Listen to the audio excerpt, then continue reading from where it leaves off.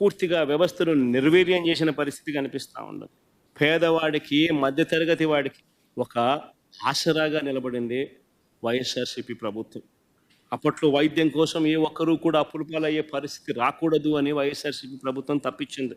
ఎప్పుడు చూడని విధంగా గ్రామాలలో విలేజ్ క్లినిక్స్, ఎప్పుడు చూడని విధంగా గ్రామాలలో ఫ్యామిలీ డాక్టర్ కాన్సెప్ట్, ఎప్పుడు చూడని విధంగా కొత్త 104, 108 వాహనాలు, ఎప్పుడు చూడని విధంగా హాస్పిటల్లో నాడు నేడు కార్యక్రమాలు, ఎప్పుడు చూడని విధంగా 17 కొత్త మెడికల్ కాలేజీలు, ఎప్పుడు చూడని విధంగా ఆరోగ్యశ్రీ ప్రొసీజర్స్ను 1050 నుంచి 3300 ప్రొసీజర్లకు ఆరోగ్యశ్రీని పెంచడం, ఎప్పుడు చూడని విధంగా 25 లక్షల దాకా పేదలకు, ఈ మధ్యతరగతి వర్గాలకు ఉచితంగా ఆరోగ్యశ్రీ, ఎప్పుడు చూడని విధంగా ఆపరేషన్ అయిపోయిన తర్వాత ఆ పేదవాడికి రెస్ట్ పీరియడ్లో కూడా ఆ పేదవాడికి తోడుగా ఉంటూ వైఎస్ఆర్ ఆరోగ్య ఆసరా.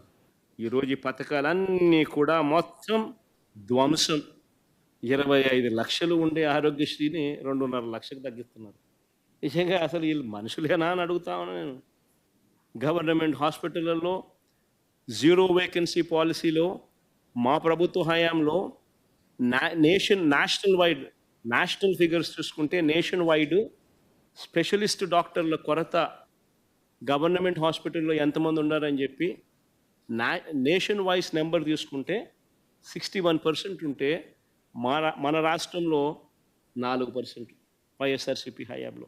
జీరో వేకెన్సీ పాలసీ పెట్టి ఆ మాదిరిగా రిక్రూట్ చేసి ఆ మాదిరిగా పేదవాడికి తోడుగా ఉన్న పరిస్థితుల నుంచి, గవర్నమెంట్ హాస్పిటల్లో WHO GMP ప్రమాణాలు గల మందులు మాత్రమే అందుబాటులో ఉండేట్టుగా చర్యలు తీసుకున్న పరిస్థితి నుంచి ఈరోజు వ్యవస్థలన్నీ కూడా ధ్వంసమైపోయిన పరిస్థితులు కనిపిస్తూ ఉన్నాయి.